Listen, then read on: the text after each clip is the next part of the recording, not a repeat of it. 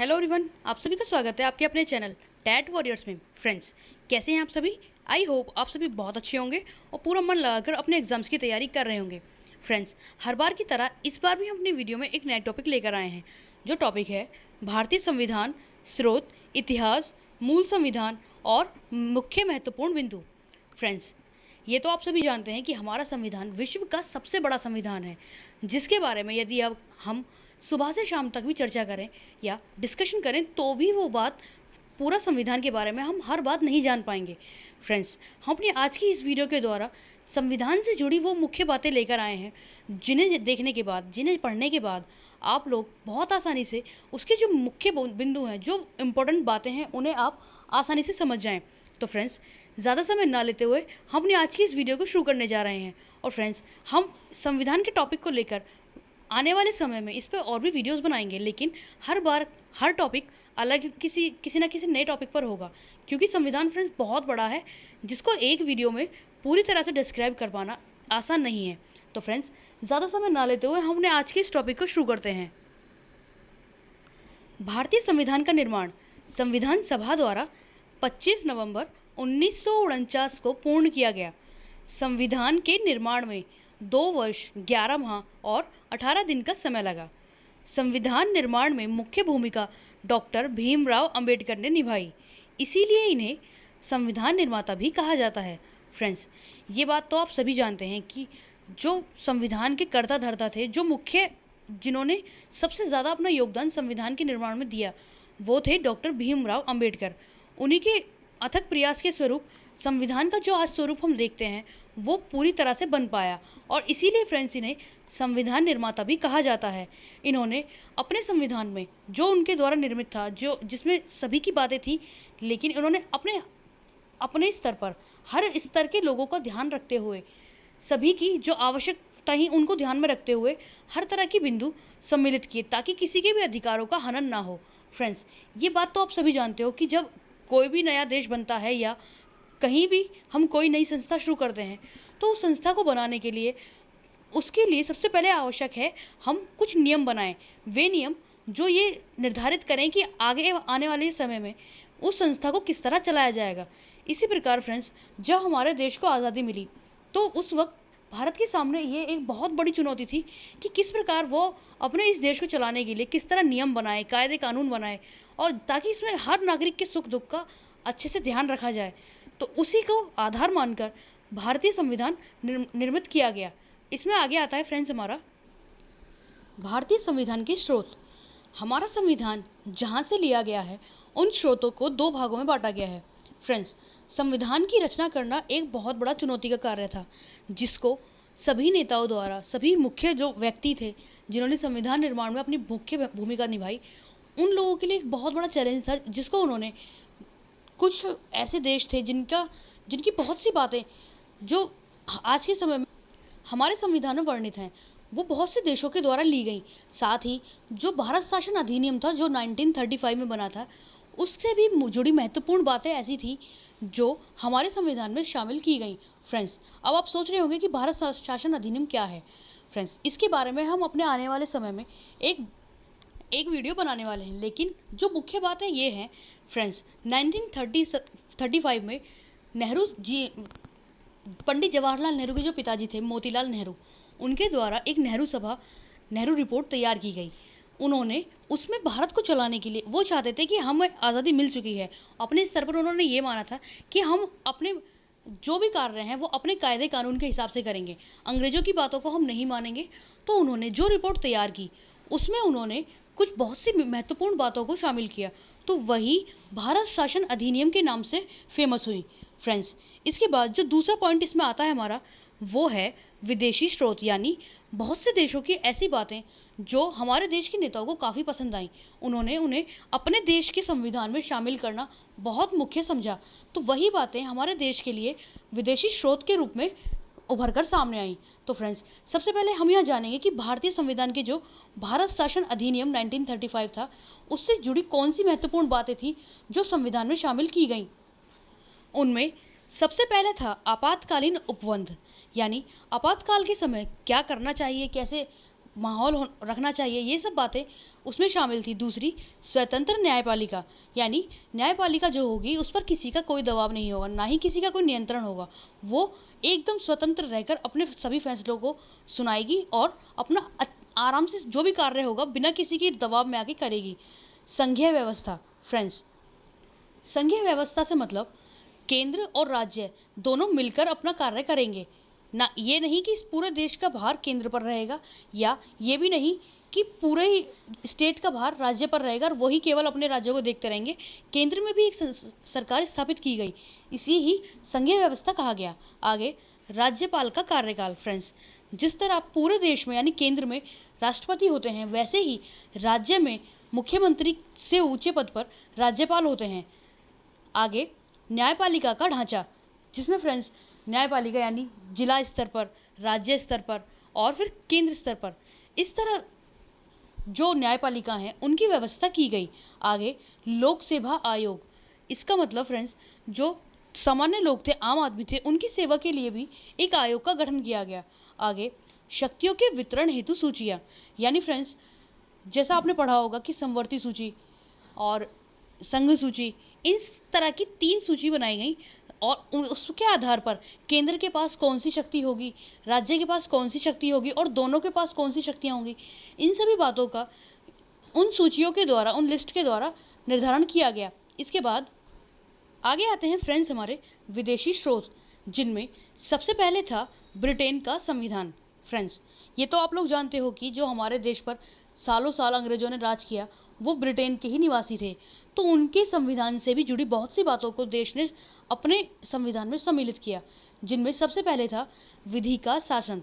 Friends इसका मतलब कोई भी कार्य होगा वो कानूनी प्रक्रिया के तहत होगा। आगे, संसदीय शासन व्यवस्था, यानी संसद में कितने सदन होंगे, किस प्रकार उसका गठन किया जाएगा, ये सब बातें।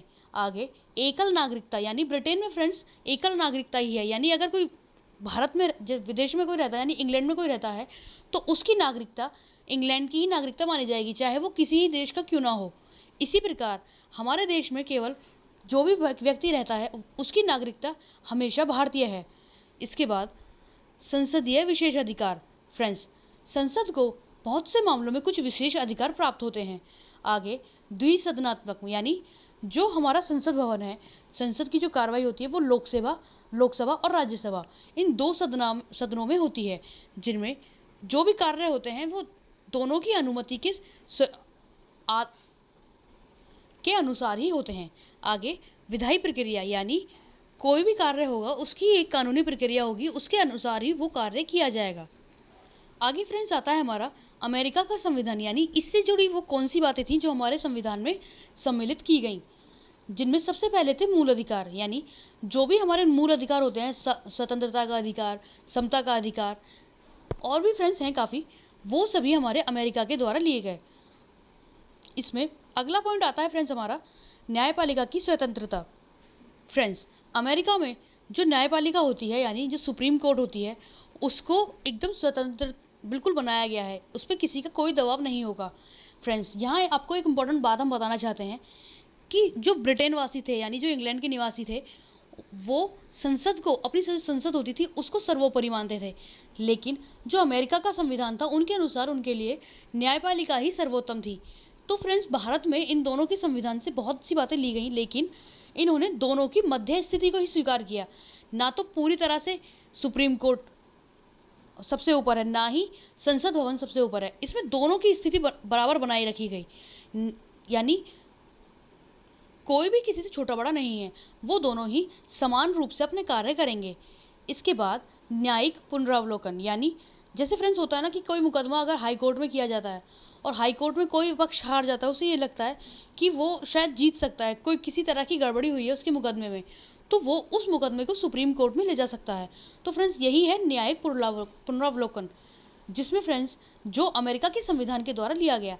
आगे, उपराष्ट्रपति का पद। फ्रेंड्स जो ये उपराष्ट्रपति का पद था वो अमेरिका के संविधान के द्वारा ही लिया गया, जिसमें फ्रेंड्स यदि राष्ट्रपति किसी प्रकार से कार्य ना कर पाए, उनकी अनुपस्थिति में जो उनका कार्यभार है वो उपराष्ट्रपति संभालते हैं। आगे, राष्ट्रपति पर महाभियोग, यानी महाभियोग से तात्पर्य होता है फ्रेंड्स उनको पद से हटाने की प्रक्रिया। तो उसे महाभियोग कहा जाता है। महाभियोग ही अमेरिका के संविधान के द्वारा लिया गया। आगे आयरलैंड का संविधान। सबसे पहला पॉइंट जो लिया गया आयरलैंड के संविधान से वो था सशक्त केंद्र के साथ संघात्मक व्यवस्था। फ्रेंड्स, संघात्मक व्यवस्था यानी केंद्र के साथ संघात्मक व्यवस्था, केंद्र भी होगा राज्य भी होंगे, उसी में दोनों की शक्तियां आपस में बटी होंगी। आगे अवशिष्ट शक्तियां केंद्र के पास होना। फ्रेंड्स, इसका मतलब कि जो मुख्य पावर थी वो केंद्र के पास रहती है, यानी केंद्र सरकार जो होती है वो राज्य सरकारों को किसी भी तरह का कोई भी आदेश दे सकते हैं। आगे राज्यपालों की नियुक्ति। फ्रेंड्स, ये पॉइंट भी आयरलैंड के संविधान के द्वारा ही हमारे संविधान में शामिल किया गया। राष्ट्रपति की निर्वाचन पद्धति, राज्य के नीति निर्देशक तत्व, ये भी आयरलैंड के संविधान के द्वारा लिए गए। आगे इसमें आता है फ्रेंड्स हमारा जर्मनी के संविधान से कौन सी बातें ली गई। सबसे पहला जो इसमें जर्मनी लिया गया वो था आपातकाल के समय मौलिक अधिकार का स्थगन।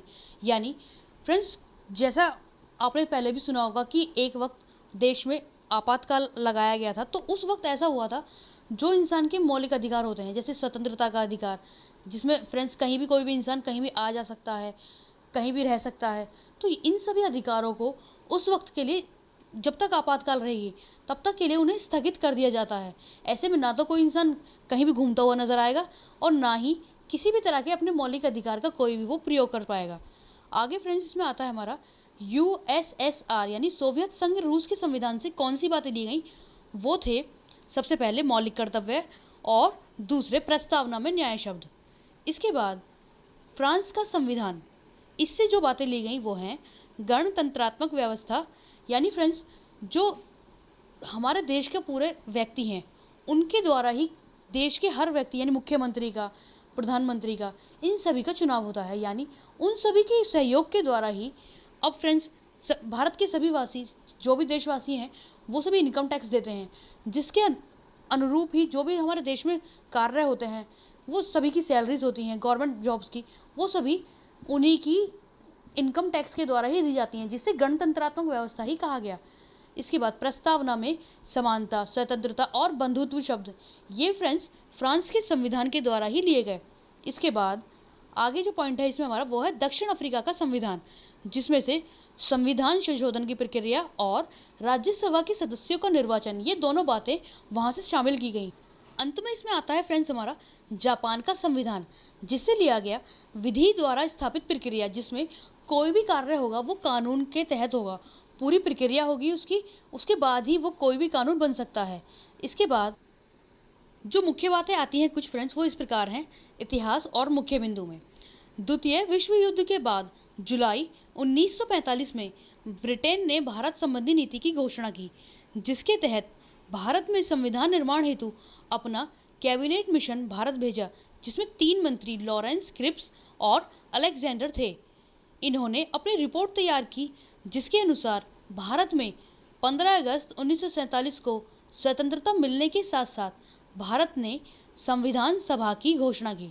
फ्रेंड्स, जब हमारे देश को आज़ादी मिली थी तो उससे पहले अंग्रेजों ने ये सोचा कि क्या भारतीय देश को चलाने में सक्षम हैं, क्या वो अपने स्तर पर किसी संविधान का निर्माण कर भी पाएंगे।